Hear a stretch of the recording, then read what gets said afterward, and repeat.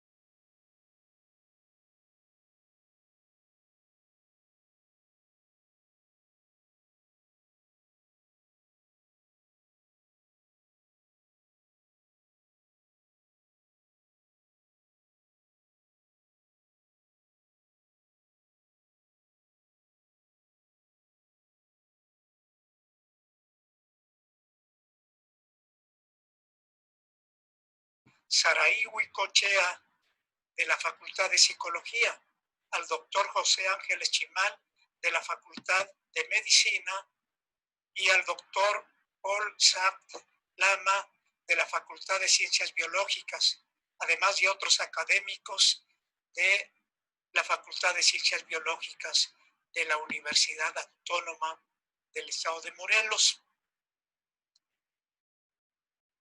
También agradecemos a los miembros de la Asociación de Psicología de Acapulco Guerrero, también al personal de la Universidad Americana de Acapulco Guerrero, y últimamente se han integrado con nosotros los alumnos y el doctor Carlos Figueroa López del Tecnológico de Monterrey, de la Facultad de Psicología de ese tecnológico.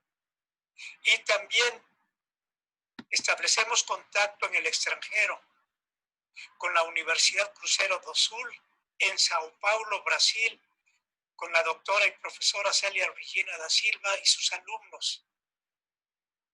Y en Estados Unidos, con el doctor Salvador Huitrón del Instituto Scripps en La Joya, en San Diego, California.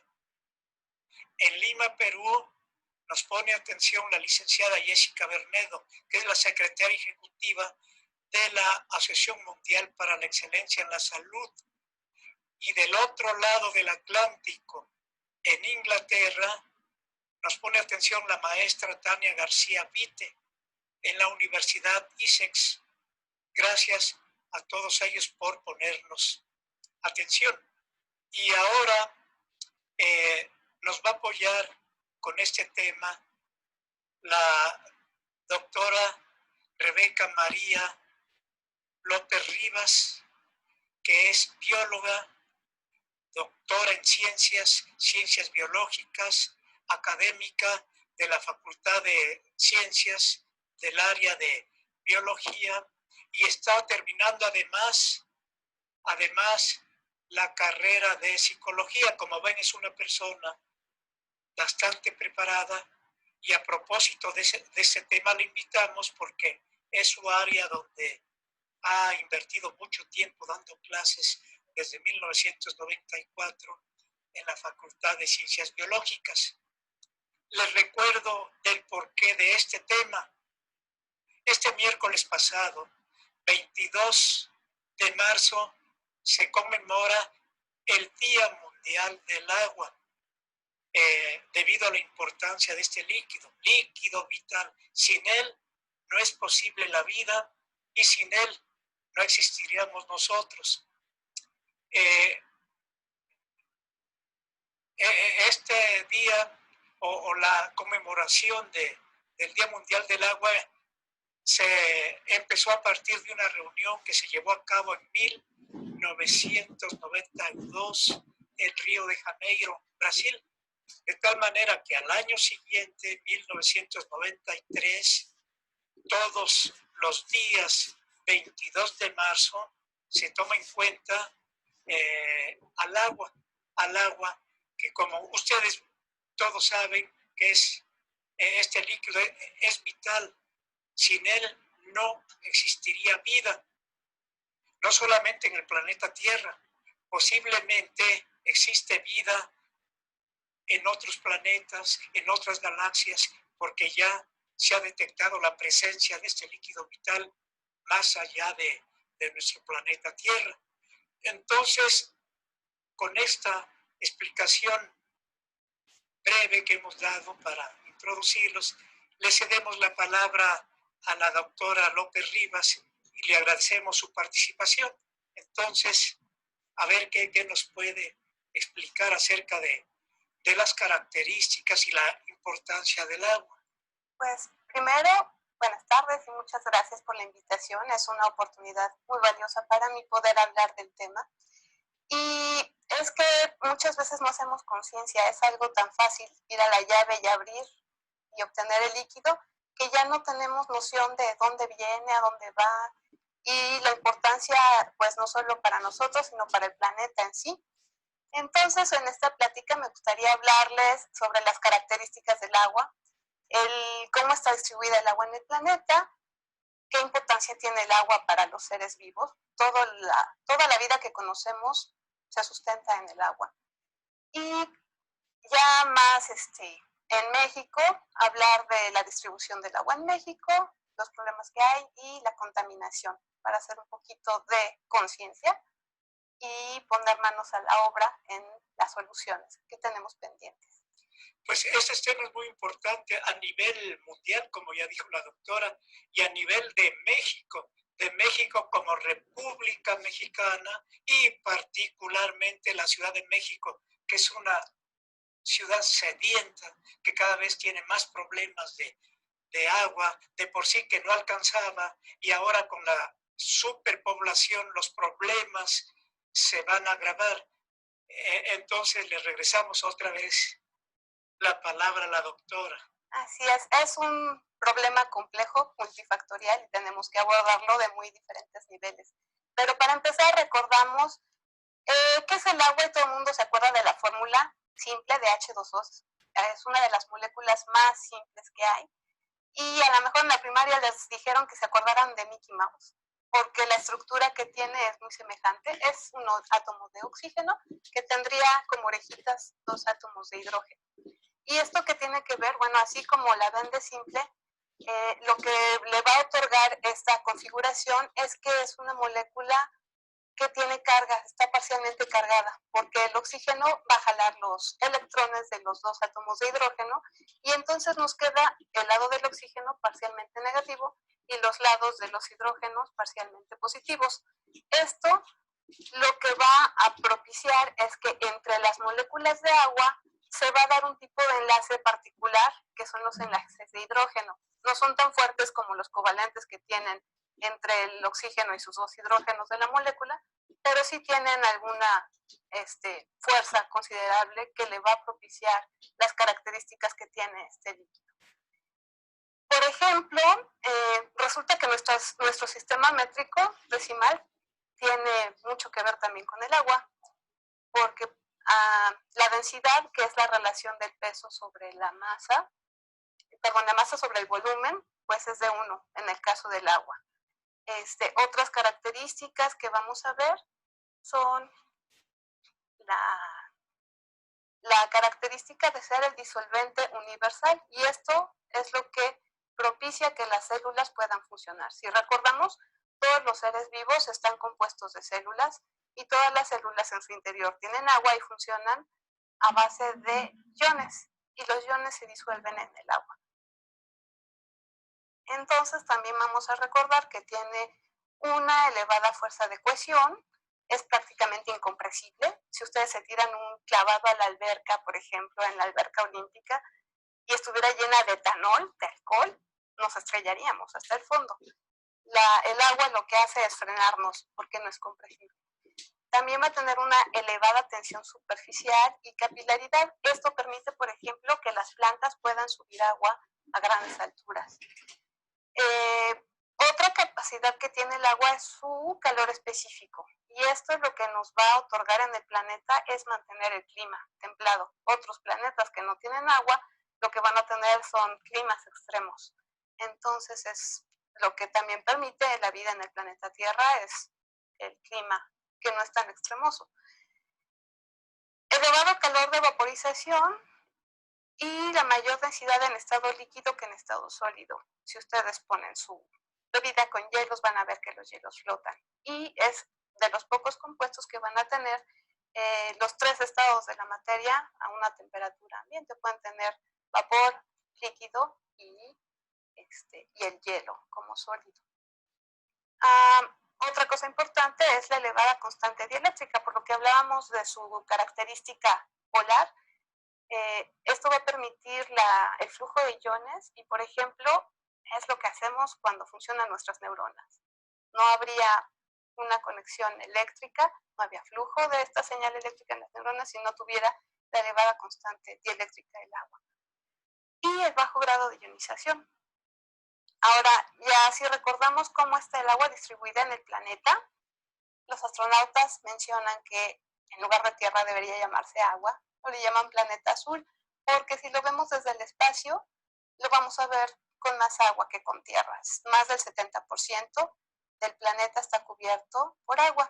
Sin embargo, si vemos hacia el interior del planeta, pues en realidad solo es la corteza la que va a contener el agua, y sería análogo a sumergir una naranja en una cubeta, sacarla, y la capita que queda de agua es lo que tenemos en la superficie del planeta. Y desafortunadamente la mayor cantidad de agua se encuentra en los océanos, es decir, no es del todo potable, sino que alrededor de un 2% es potable y el resto pues tiene una gran cantidad de sales que hay que procesarla para poder utilizarla y poder beberla, que en el futuro eso se tiene que hacer por la crisis que se está viviendo y que cada vez es peor, que de hecho ya hay por ahí algunos países donde empiezan a utilizar regularmente el agua de los océanos a través de utilizando la tecnología. Así es, si nos acordamos del ciclo del agua que nos enseñaron desde la primaria, pues este ciclo iniciaba con la evaporación, ya sea del océano o de los ríos, y el agua a su vez se forma nubes que van a llegar a determinados lugares, principalmente con vegetación, como en los bosques, selvas, y ahí se va a precipitar el agua en forma de lluvia. La lluvia, por escurrimiento, va a llegar por los ríos a lagos, vamos al mar de regreso, pero otra pequeña parte se va a filtrar al agua subterránea. Y tenemos también un reservorio en los hielos perpetuos, que es agua dulce, que sería como nuestra reserva. Y ahora con el cambio climático que hay, pues también esta reserva de agua dulce se está derritiendo. Y este ciclo del agua es sumamente importante. Ahí están viendo la figura del ciclo del agua, porque este es un ciclo prácticamente estable, eterno, desde que se formó el planeta Tierra y hubo, por una parte, los océanos se concentraron en un lugar y quedó parte de tierra firme, pues ha estado presente el ciclo del agua y este ciclo se está regulando automáticamente dependiendo de las estaciones del año, dependiendo de la temperatura, pero llega el humano y con la actividad humana este ciclo empieza a alterarse. Empezamos a romper el ciclo del agua, lo que se va a reflejar también en la supervivencia de todos los seres vivos que existen en el planeta Tierra. Así que este ciclo tiene un límite y si rompemos ese límite que ya se está rompiendo por la gran población que existe, ya hay cuando menos 7.500 millones de habitantes, entonces es porque tenías el YouTube una gran población que tiende que tiende a romper este ciclo del agua. Entonces es muy importante poner atención, pero parece ser que tenemos una tendencia libre de control actualmente, porque casi nadie pone atención en que el número de habitantes se están multiplicando de manera exponencial en el planeta Tierra, y eso trae como consecuencia una gran cantidad de problemas que si no los controlamos a tiempo, algún día, no sabemos si lejano, muy lejano, el planeta Tierra andará flotando en el universo como un planeta muerto. Así es, recordando que todos los animales se van a adaptar al medio, exceptuando el humano que altera el medio a su beneficio y conveniencia. Entonces este ciclo pues ya lo alteramos como talando, contaminando, por ejemplo, con la basura, metales pesados, desechos de industria, todo eso se está minando al manto freático, y cuando antes uno encontraba agua de pozo, presuponía que era agua limpia, cristalina, y ahora resulta que ya viene contaminada con todo lo que estamos dejando filtrar con la actividad industrial y en términos generales la actividad humana. Entonces, si volvemos a la proporción de agua, tenemos que el 97% está en los océanos, y solo el 3% está en glaciares, ríos subterráneos, y apenas el 1% sería lo que está en la atmósfera, lo que queda en los lagos, el 61%, y en ríos apenas el 0.4% del total del volumen.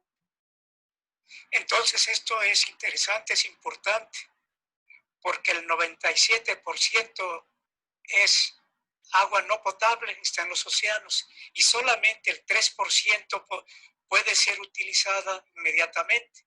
Pero este 3%, como ya dice la doctora, pues está en diferentes compartimentos, en los glaciales, sobre todo en los polos, en el Ártico, en el Antártico, o en forma subterránea, en lagos, en la atmósfera en forma de vapor.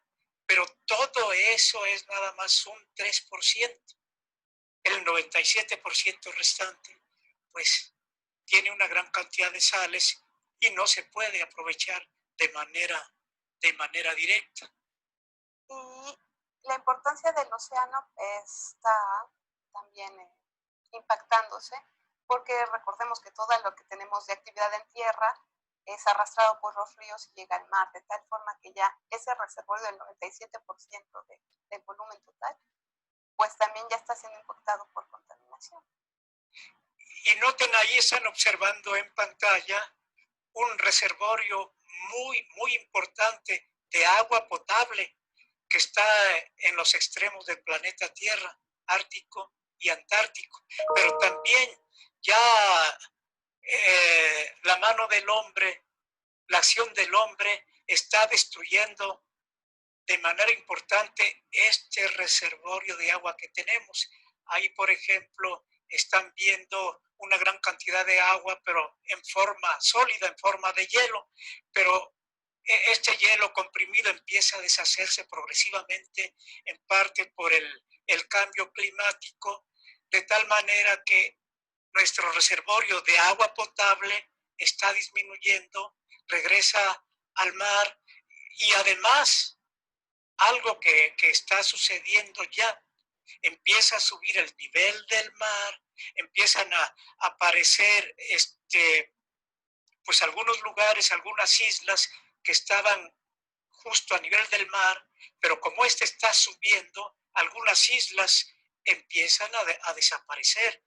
Y si nos vamos a países ya inclusive desarrollados, como son los Países Bajos, que están abajo del nivel del mar, pues estos poco a poco van a ir desapareciendo. Y aquí en nuestra República Mexicana, vayamos a los lugares que están a un nivel relativamente bajo, como es toda la península de Yucatán, que si continúa este proceso de calentamiento global, pues van a desaparecer varios países a nivel mundial y particularmente aquí en México,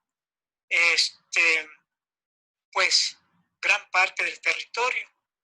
Y entonces ven ahí, noten en este dibujo cómo gran parte del agua congelada puede ser utilizada para beber, pero así con el calentamiento global, esta agua se está derritiendo y regresa a los océanos y ahí se pierden sus características de potabilidad porque se revuelven con el océano que tiene una gran cantidad de sales. Así que tenemos que poner atención para conservar esa agua que está en forma de hielo y noten lo que puede pasar. Además, muchas especies que viven en los polos pues van a tener que emigrar o desaparecer. Ahí, por ejemplo, ven un oso blanco que, como notan ahí, ya desapareció la superficie helada donde ellos regularmente habitan y ya no tienen dónde apoyarse. Entonces, estas especies o tienen que emigrar hacia los trópicos o hacia el Ecuador o desaparecen. Entonces, este problema del agua, alteraciones del agua producidas por el cambio climático va a afectar a todas las especies, no nada más al ser humano. Y ahí, como dato curioso, observen en esta imagen, en esta fotografía, son dos fotografías tomadas más o menos del mismo lugar, pero con una diferencia de años. Del lado izquierdo, se trata de un glaciar en Alaska. Esa fotografía se tomó en 1890 y más o menos el mismo lugar, fotografía tomada en 2005. Noten el cambio. En la parte derecha ya ven ahí parte del mar, pero ya sin hielo. Del lado izquierdo no se notaba que ahí había mar, estaba lleno de montañas de hielo y un poco de agua que se observaba. Y noten del lado derecho, son las mismas montañas, pero ya sin nieve, que se fotografiaron en 1890. Ahí tomen como punto de referencia la montaña que está más o menos en medio de la foto del lado derecho, ya no tiene nieve, y a la derecha se ve por ahí una especie de lecho de río donde se nota ahí la pendiente que no se notaba en 1890 y también del lado izquierdo se ve una montaña pero de hielo. Noten la fotografía del lado derecho, esa montaña de hielo ya no existe. Quiere decir que ese glaciar ha desaparecido. Así es, y también ha traído consecuencias, pues las especies que ven ahí, en particular los osos polares, lo que han tenido que hacer es desplazarse y ya están llegando a comunidades humanas y están ocasionando pues problemas porque ellos siguen buscando alimento. Entonces, ¿qué hacen las comunidades humanas? Pues tratan de reubicar a los osos, pero ya no hay prácticamente dónde, y terminan cazándolos. Sí, tienden a desaparecer los osos polares, ya sea porque son asesinados por el humano o bien es difícil que se adapten en lugares como son los trópicos o el Ecuador porque sus características anatómicas pues indican que ellos viven en lugares donde el calor no existe, viven a temperaturas bajo cero, entonces no pueden sobrevivir en trópicos y mucho menos en el Ecuador. Así es. Y hablando de lo que es el consumo de agua, el dato que tiene la FAO es que al año se están extrayendo 3.600 kilómetros cúbicos de agua dulce para el consumo humano en diferentes rubros. Casi el 70% de esta agua se utiliza para agricultura, el 10% para uso doméstico y el 21%, además de lo que consumimos en casa, se utiliza para la industria. Y este es un dato importante porque pues los grandes campos agrícolas están extrayendo de ríos y lagos, de tal forma que los cuerpos de agua naturales cada vez se van intubando más y más. Y esto rompe el ciclo que habíamos visto al inicio. Sí, de hecho las industrias están consumiendo una gran cantidad de agua potable, de tal manera que viendo que esto ya resulta un problema, pues se le está exigiendo que de alguna manera se recuperen esa agua que están utilizando. Entonces han generado una serie de actividades con el propósito de almacenar agua, retener agua, tener sembradíos, porque también los bosques son un gran reservorio del agua. Y como ven también es un tema, el problema de desaparición de los bosques, tantos bosques que han sido talados y se siguen talando, además de producir cambios en el calentamiento global, producen problemas en la retención de agua. Aquí mismo, los que viven en la Ciudad de México o los que nos están escuchando a distancia, les voy a comentar que cerca de la Ciudad de México existe lo que se llama bosque del agua, que está aquí rumbo a Cuernavaca, que forman parte de las lagunas de Zempoala. Ahí hay una gran cantidad o había una gran cantidad de árboles, varias lagunas que han ido desapareciendo y se llama Bosque del Agua porque de ahí se surtía la Ciudad de México, el estado de Morelos, Estado de México, Puebla, pero esa área se está consumiendo poco a poco, porque hay una gran cantidad de taladores y pues no se les ha podido controlar de tal manera que ese bosque del agua va a dejar de existir, no sabemos en qué tiempo, y eso va a dar como resultado, bueno, además de problemas de desforestación, pues también escasez de agua, que ya de por sí en la Ciudad de México ha sido un problema por largo tiempo, porque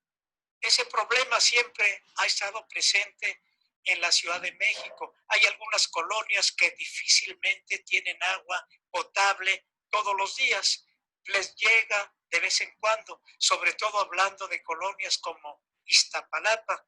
La distribución del agua en la Ciudad de México es muy, muy irregular. Por ejemplo, por una parte tenemos aquellos lugares donde se asientan las familias con grandes recursos económicos, donde les llega el agua en abundancia, se dan el lujo de tener campos de golf sin ningún problema.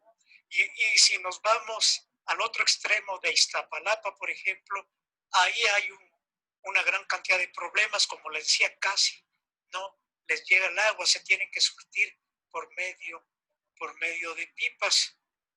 Entonces, ahora que desaparezca finalmente el bosque del agua, aquí con las lagunas de Zempoala, pues el problema se va a incrementar. De por sí, el agua que consume la Ciudad de México no es la que se almacena aquí, sino que es traída de otros lugares, agua que se tiene que bombear metros hacia arriba porque de donde viene está metros abajo de la Ciudad de México. La Ciudad de México, acuérdense, está más o menos a una altitud de 2.500 metros, perdón, del nivel del mar, y el agua que consume la Ciudad de México generalmente viene de metros abajo.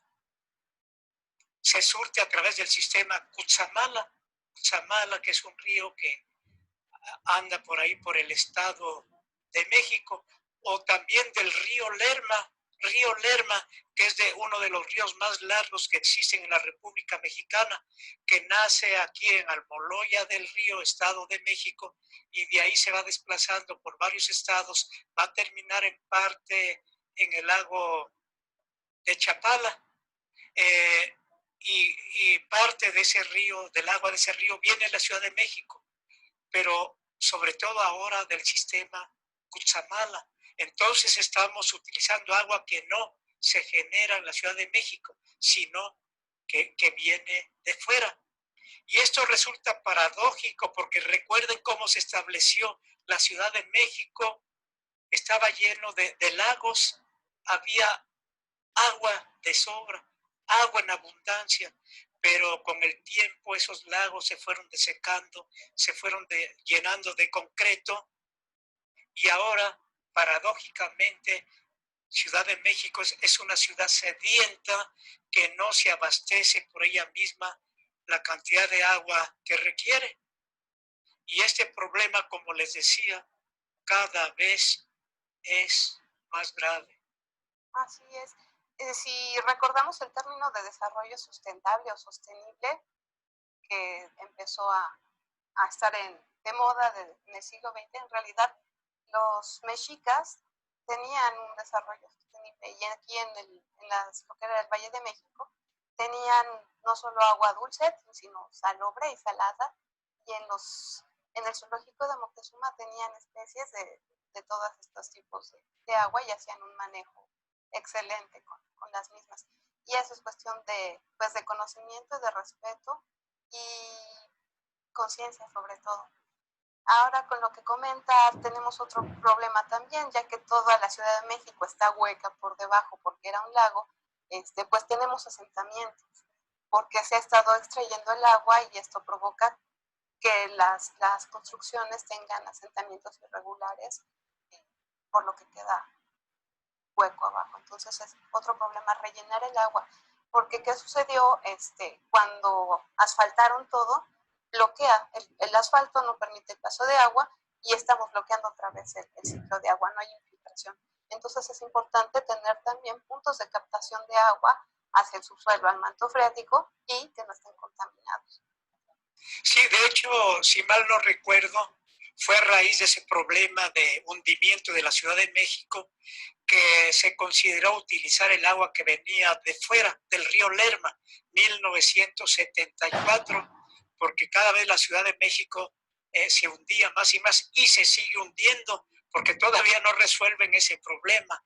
Es como un queso gruyere, el suelo de la Ciudad de México tiene una serie de poros porque hay una gran cantidad de pozos que siguen extrayendo agua para abastecer a la Ciudad de México.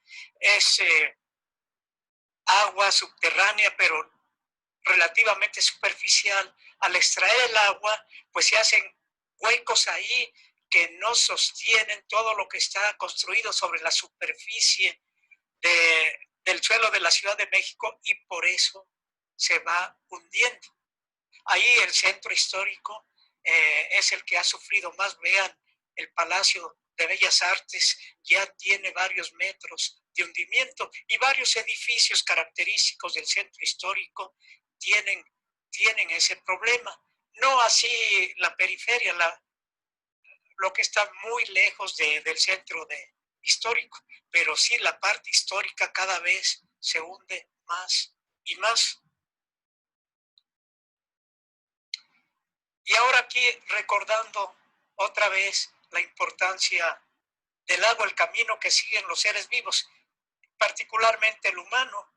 Acuérdense que al ingerir el agua, pues entra por el sistema digestivo y a partir del estómago, pero sobre todo a partir de los intestinos, empieza a ser absorbida el agua para pasar a diferentes compartimentos y así se transforma en líquido intersticial, es decir, el líquido que rodea cada una de las células, a todos los tejidos que forman parte de nuestro cuerpo, y parte de ese líquido también pasa al interior de cada célula, y parte de ese líquido pues forma parte de la sangre, que es muy importante para el transporte de nutrientes, de oxígeno y también para limpiar nuestro organismo, barriendo con las sustancias tóxicas que surgen del metabolismo de las células. Así es.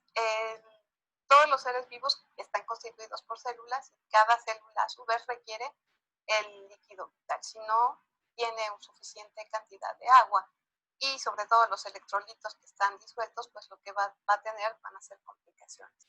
Y entonces, pues eso hablando en todos los reservorios, o sea, lo que está en plasma, lo que está entre células y lo que está dentro de las células. Y como mencionaba, pues al ser un disolvente universal, va a estar acarreando tanto iones como nutrientes como los gases disueltos. O sea que nuestra respiración y nuestra alimentación, nuestra nutrición depende también del agua. Y para que se den una idea de la importancia del agua, ahí en esa figura que están observando, ponen el peso promedio del ser humano, 70 kilos. Pero de esos 70 kilos, la mayor parte del peso del cuerpo está constituida por el peso del agua, que son aproximadamente 42 litros, es decir, 42 kilos, que, considerando que el agua pesa 1 kilo por litro. Entonces noten que la mayor parte del cuerpo humano está constituida por agua. Y todas las funciones vitales van a depender de esta agua. Si nos deshidratamos, comenzamos a tener problemas. Por ejemplo, piensen en una noche de copas o en una noche de estudio, en ambos casos se desvelan, nada más que con las copas se deshidratan más. Y lo que pasa al día siguiente, ya sea que se la hayan pasado de pachanga o estudiando, van a tener dolor de cabeza y este simple dolor de cabeza casi siempre es por deshidratación. Entonces, ven, es muy importante que normalmente el organismo está en equilibrio, detecta la necesidad del agua y por diferentes mecanismos. Cuando el organismo requiere más agua, pues se presenta la sensación de sed, que es regulada por el cerebro. Y como dice la doctora, dependiendo de la actividad que estemos generando, la sensación puede ser más o menos, y también los factores que nos pueden rodear y que pueden influir en la necesidad de agua también influyen, como el desvelarse. Ya el hecho de permanecer despiertos mucho tiempo genera la necesidad de tener más agua, y si nos desvelamos brindando, pues ahí la necesidad del agua se incrementa. Tomando, por ejemplo, el licor, el alcohol. ¿Qué es lo que hace el alcohol? El alcohol inhibe la liberación de una hormona que se llama hormona antidiurética. Como su nombre lo indica, esta hormona permite al organismo retener el agua porque va en contra de la diuresis, en contra de perder agua a través de la orina. Entonces, el alcohol lo que hace es inhibir la liberación de esta hormona. Si no se libera la hormona antidiurética, gran parte del líquido se está perdiendo a través de la orina y viene la deshidratación. Y esta puede ser tan grave que a lo mejor termina con la muerte. Entonces hay muchos factores que están regulando la cantidad de líquido que debemos retener en el organismo para sus funciones básicas, que son fundamentales, porque el agua es vida. Si no existe el agua, no existen los seres vivos.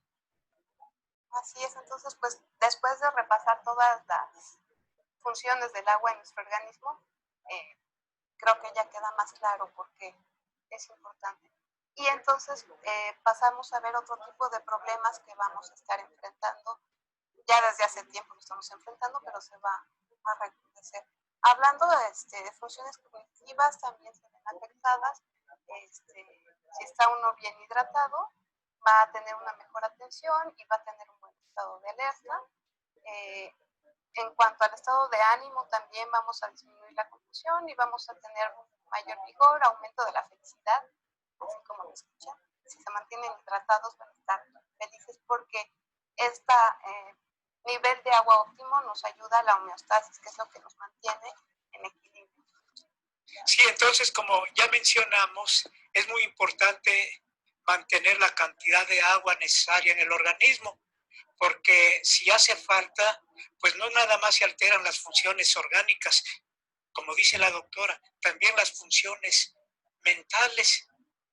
A partir de la deshidratación, pues uno de los factores que influyen o alguno de los síntomas que se detectan inicialmente es resequedad en la boca, resequedad de los labios, y ahí viene una reacción en cadena, el estado de ánimo se va alterando, se altera. También la actividad cerebral, aquella parte que nos mantiene en alerta, despiertos, que nos facilitan actuar con el medio, empiezan también a bajar su función. Empieza a haber somnolencia, disminuye el estado de ánimo, hay tristeza, de tal manera que la falta de agua, además de alterar las funciones orgánicas como mencionamos, también altera las funciones cognitivas y altera el aprendizaje, la memoria se deteriora, de tal manera que, como ven, todo se altera, física y mentalmente hablando.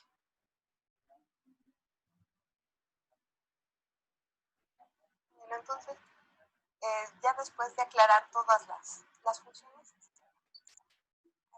el transporte de iones también va a estar regulado por el flujo de agua que los tiene en solución, y pues cada célula mantiene así su funcionamiento óptimo.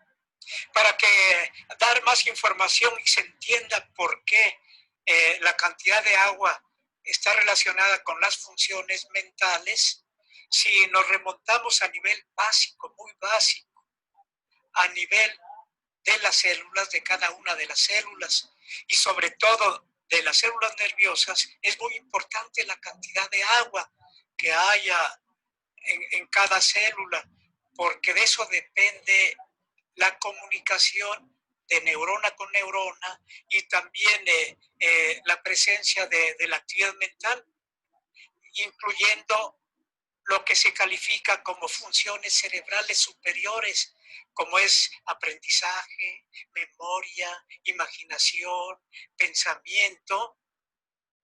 Ahí está presente la importancia del agua, porque como ven en este esquema, ¿qué es lo que estamos observando? Ahí simplemente se ve una membrana que separa el interior de una neurona con el exterior, y noten que esa membrana es atravesada por canales que transportan iones de sodio y de potasio y de calcio también, y que esos necesitan del agua y de otras moléculas para poder transportarse hacia el interior o hacia el exterior. Y eso es importante, que haya transporte de esos iones para que la neurona conduzca lo que se llama el impulso nervioso, para que facilite detectar estímulos que vienen de afuera, llevarlos a diferentes partes del sistema nervioso central y poder responder de acuerdo a los estímulos. Entonces, para eso se requiere la presencia de agua. Si no hay agua, las células dejan de funcionar. Si no hay agua, nuestro sistema nervioso ya no responde y entonces quedamos completamente aislados, paralizados, y viene la muerte. Entonces, como ven, el agua también se puede expresar a nivel de las funciones mentales. Dependiendo del flujo de iones. Entonces, de aquí pasamos a ver que el problema del agua no es solo de un país, es a nivel global. Y lo que sucede con el ciclo del agua, pues no reconoce fronteras. Lo que pasa en el polo nos afecta a todos los que estamos en el planeta. Y lo que pasa en los trópicos, la deforestación igualmente está afectando de manera global a todo el planeta. Sí, y en esa figura están observando los problemas que se están ocasionando por diferentes industrias que llegan a explotar el suelo en diferentes partes del mundo.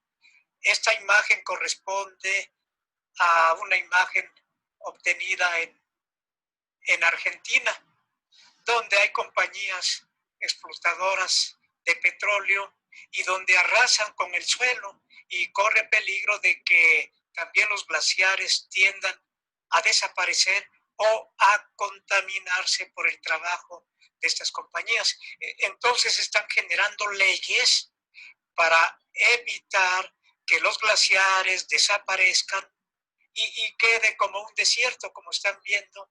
Arriba a la izquierda está un glaciar y abajo a la derecha pues ya se ve prácticamente un desierto. Ahí se ven máquinas excavadoras que están trabajando sobre el suelo y están echando a perder toda esa área donde originalmente pues había agua en forma de hielo y por el efecto de la industria, en este caso petrolera, pues todo esto puede alterarse y por eso se están estableciendo leyes para evitar que este problema se agrave más. Bueno, ahí, por si quieren leer a profundidad, ahí estoy poniendo una cita bibliográfica de 2016, un trabajo que se integró y que describe esto que les hemos mencionado.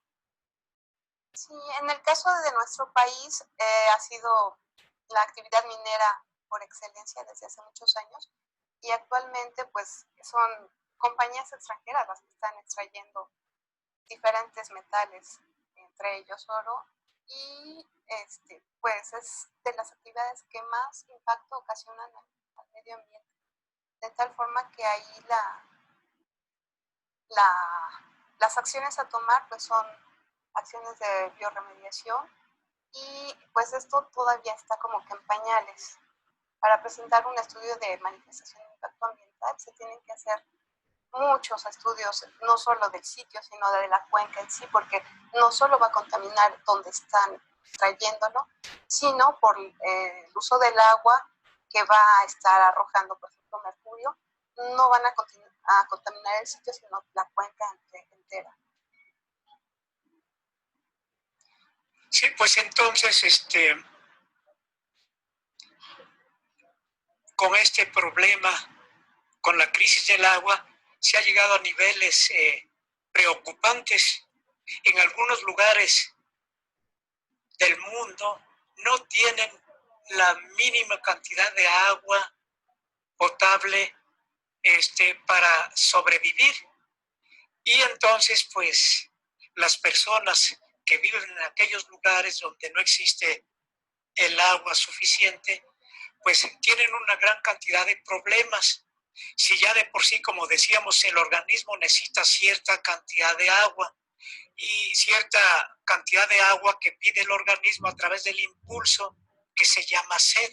De esa manera, el organismo detecta que está deshidratando y que requiere de ingerir agua.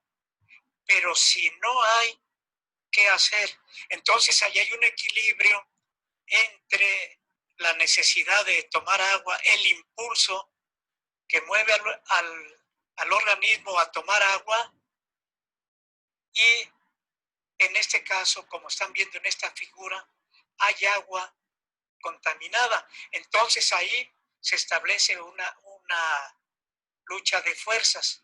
El impulso, que a veces es tremendo de tener sed, cuando uno se está muriendo de sed, uno anda buscando desesperadamente dónde ingerir agua. Y por otra parte, sabiendo que esa agua que estamos observando está contaminada, corremos el peligro de envenenarnos o tener por una gran cantidad de tóxicos que llevan metales pesados o microorganismos que nos pueden enfermar y a la vez deshidratarnos adicionalmente porque hay una respuesta en forma de eliminar esos contaminantes por medio del vómito que nos hidrata.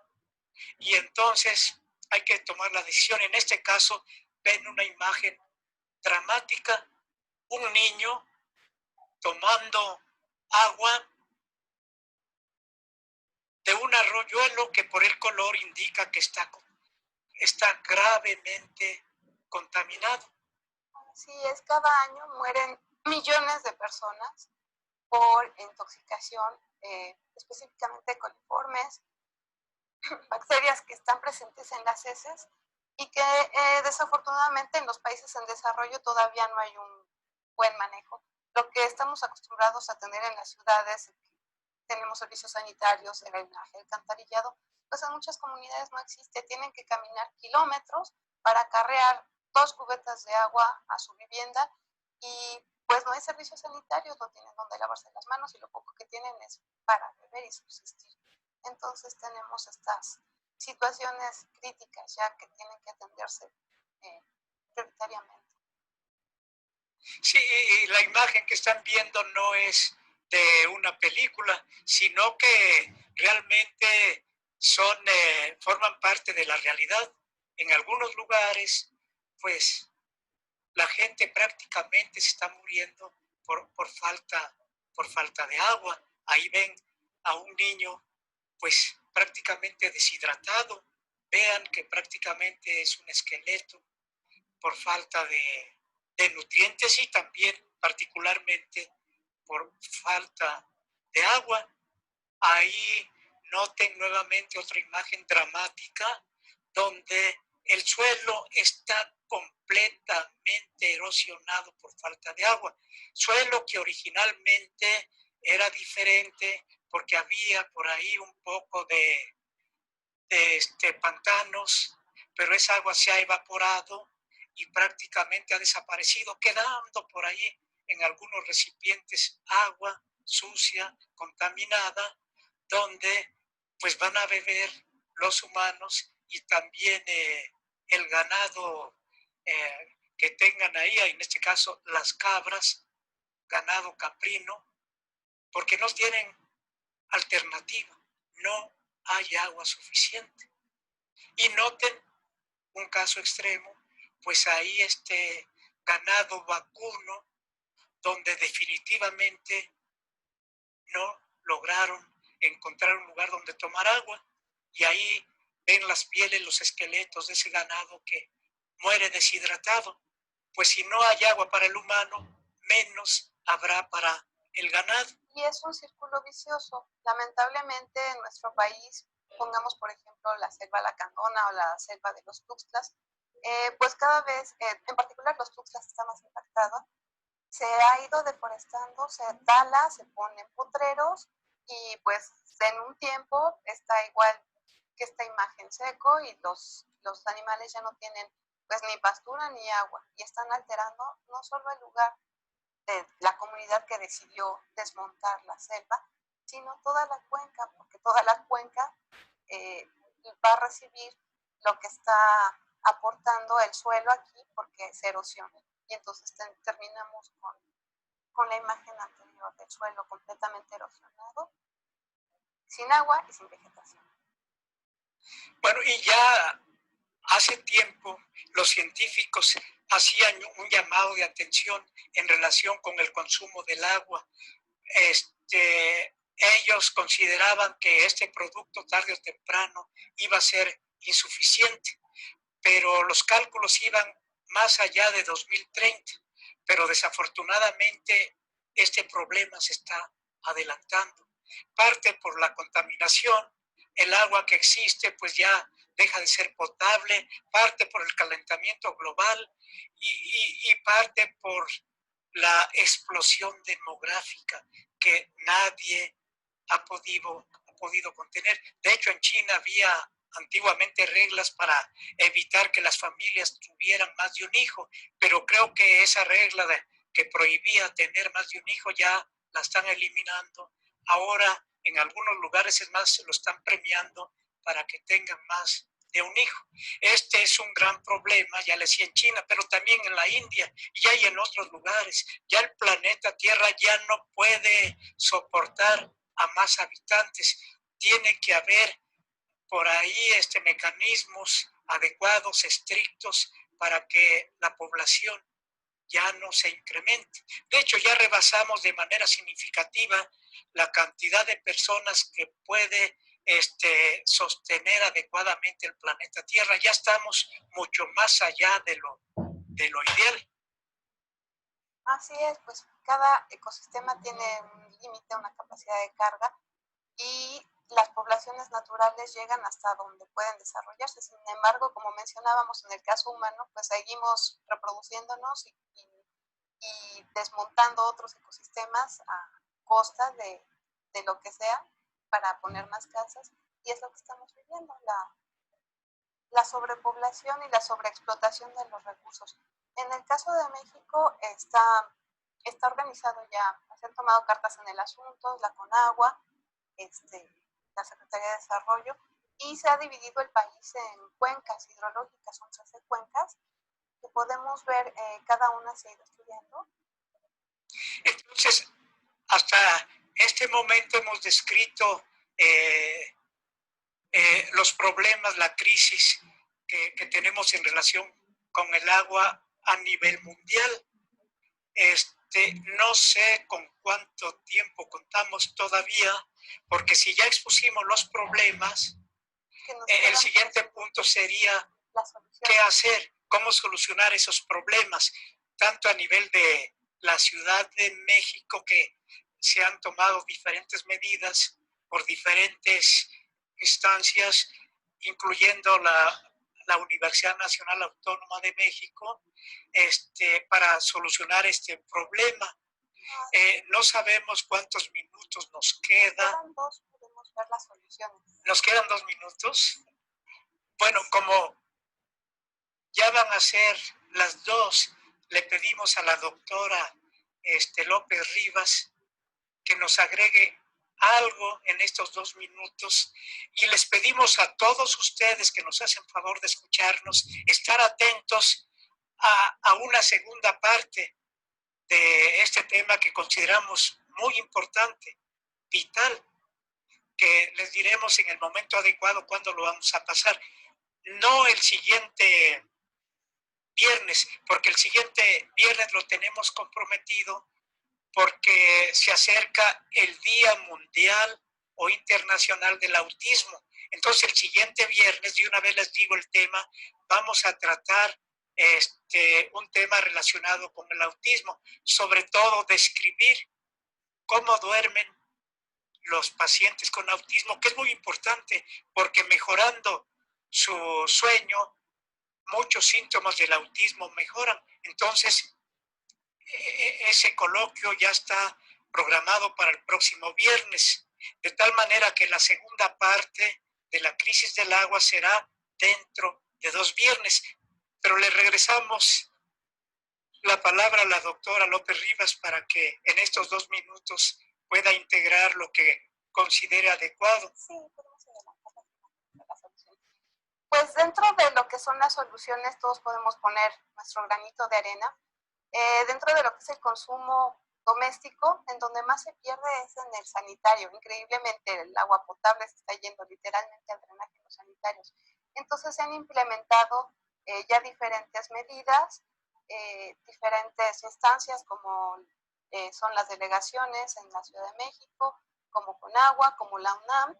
Se han hecho sistemas de captación de lluvia, se han hecho sistemas, bueno, el sistema de azoteas verdes que implementa el uso de plantas en las azoteas que van a estar reteniendo también contaminantes y esto puede adaptarse a un sistema de captación del agua, ya va a estar filtrada primeramente por estas plantas, que son las suláceas, y esta agua se puede utilizar bien para sanitarios, bien para lavar.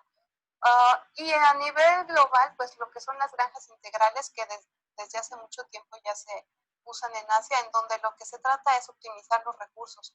Lo que se desecha en un cultivo, por ejemplo plantas, se aprovecha en otro cultivo, por ejemplo peces, y lo que sale de desechos de los peces se aprovecha a su vez para el cultivo de plantas como abono. De tal forma que se evita la contaminación.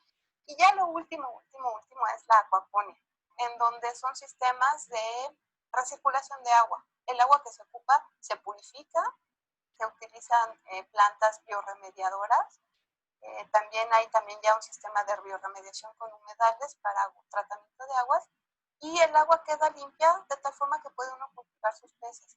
Como comentábamos, la agricultura ha sido en parte, la ganadería propicia la deforestación Si cambiamos ganadería por acuacultura, podemos llegar a dos soluciones al mismo tiempo.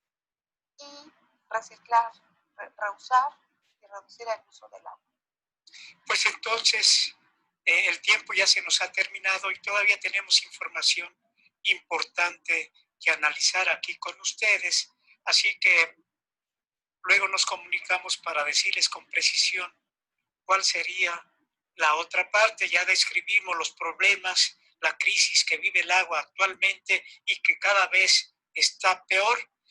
Vamos posteriormente a buscar unas posibles soluciones donde la sociedad debe de colaborar, porque ya sabemos que los funcionarios no tienen esa capacidad suficiente para resolver los problemas. O participamos o desaparecemos de este planeta. Entonces, en la segunda parte vamos a entrar en más detalle de cómo solucionar este problema. Así que por ahora le agradecemos a la doctora López Rivas su participación y a todos ustedes que nos ponen atención regularmente. Muchas gracias. Un placer estar con ustedes. Gracias. Y a Juan, como siempre, muchas gracias. Y al nuevo colaborador de Juan, gracias por su apoyo.